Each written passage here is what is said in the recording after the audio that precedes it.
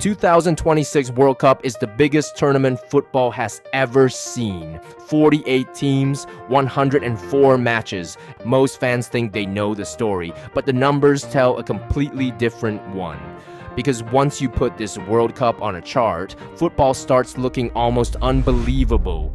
This chart tracks every goal scored at each World Cup since 1994, and for almost 30 years the numbers barely moved. In 2022, football set a new record, 172 goals. It felt like the ceiling had finally moved. Maybe the next tournament would beat it, maybe not. Then 2026 happened, 292 goals, and the tournament isn't even finished. That's not just another record. It's 120 more goals than the previous one. Enough goals to fill almost another entire World Cup. Now I know what some people are already thinking. Of course there are more goals, there are more matches. That's true. But here's the crazy part. The old record wasn't broken in the knockout stage. It wasn't broken late in the tournament. It didn't even survive the group stage. And even if you account for the extra matches, this World Cup is still averaging almost 3 goals per game, the highest scoring rate since 1958. This isn't just the biggest World Cup ever. It's the most explosive one in nearly 70 years. But goals don't just appear out of nowhere. Sometimes one tiny moment changes an entire football match, and this next chart might be the strangest example of that. For the opening 22 minutes, this match looked completely over. The Netherlands were dominating. They generated 1.34 expected goals. Sweden just 0.03. One team was creating chance after chance. The other could barely get out of their own half. Then play stopped, not because of an injury, not because of VAR, a 3-minute hydration break. That's it. Now look what happened after play resumed. The Netherlands created almost nothing, just 0.03 expected goals for the rest of the half. Sweden suddenly came alive. Their expected goals jumped to 0.44. The entire momentum of the match flipped. Now before anyone gets carried away, there's no scientific proof that hydration breaks actually cause momentum shifts. Football is far too chaotic for that, but this tournament produced something impossible to ignore.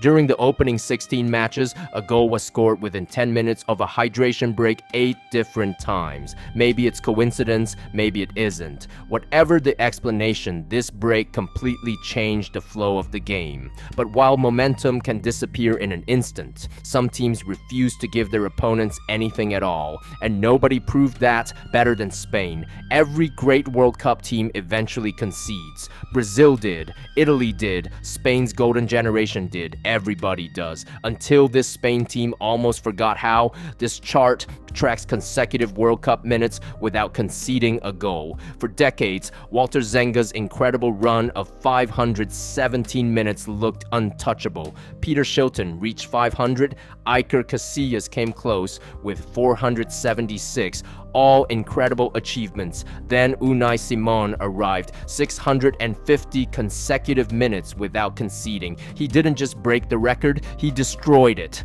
More than 2 full matches beyond what used to be the greatest defensive streak the World Cup had ever seen.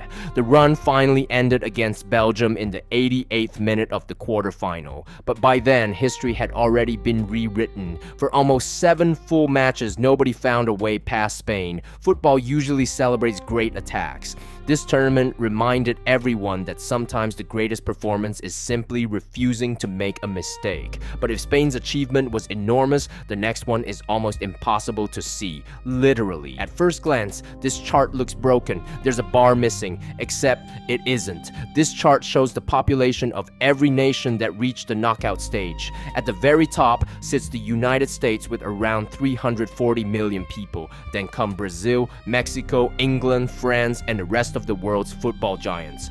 But all the way down here is Cape Verde, around 525,000 people. On the exact same scale, their population is so small that the bar practically disappears. That's the point. Cape Verde isn't just the smallest nation to reach the knockout stage, they're in an entirely different category. There are cities with more people than their entire country, and yet they made it to the round of 32. Then they pushed Argentina, the defending world champions, all the way to extra time. Football loves talking about underdogs. This wasn't an underdog. This was a country so small the graph could barely draw it, and somehow they were still standing toe-to-toe with one of the greatest teams on earth. But while one tiny nation kept proving that size doesn't decide football matches, the oldest people in football were proving something even stranger. Apparently, age doesn't either.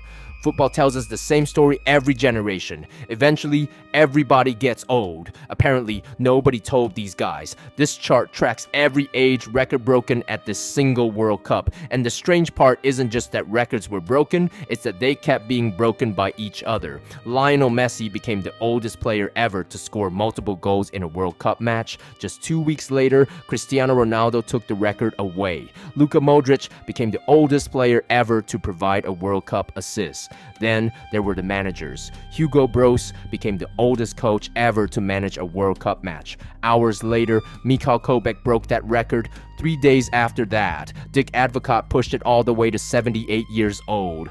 3 different oldest managers in barely over a week. Football's oldest generation simply refused to let go. Instead of fading away, they kept rewriting history. Most tournaments introduced the future. This one somehow celebrated the past at exactly the same time. So that's the 2026 World Cup told through 5 charts. And here's the best part. None of these stories are finished. Every remaining match can still change these numbers. If you enjoyed this video, subscribe, because when the final whistle blows and the tournament is over, we'll run the numbers one more time.